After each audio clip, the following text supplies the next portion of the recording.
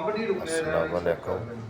बड़ी बड़ी मेहरबानी। अगे भी तुसां मेरा नरतावन किया, मैं गुरदे वाश कराऊना, हुण मुड़ मेरे नरतावन करो, थोड़ी बड़ी मेहरबानी होसी। अभी गुरदे वाश करा करा के बड़े परेशान हैं, हुण पैसा पा कोई नहीं, बड़े तंग है।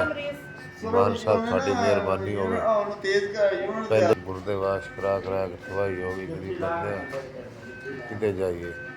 अगे खरीदे आ रहा मतलब से वो भी बंद हो गया, उनको वसाइल ही कोई नहीं। प्राइवेट जाने 5000 मंगते हैं, थोड़ी बड़ी मेहरबानी कोशिश दफा भी करा देती जाए। मैं ही कर कमावन वाला, मैं तो बाहे गया, मैं तो मतलब काम कार होंदा कोई नहीं, कला बंदा, बच्चे निक्के ने, थोड़ी मेहरबानी उसी हफ्ते में 2 दफा होंदे ने। थोड़ी मेहरबानी साडे नाल कोई तावन करो, असीं गुरदे वाश करा लवे। 4000 दिता, सानू मिल गया गुरदे वाश कराने वास्ते, थोड़ी मेहरबानी, शुक्रिया। पैसे दिते ने गुरदे वाश करावन।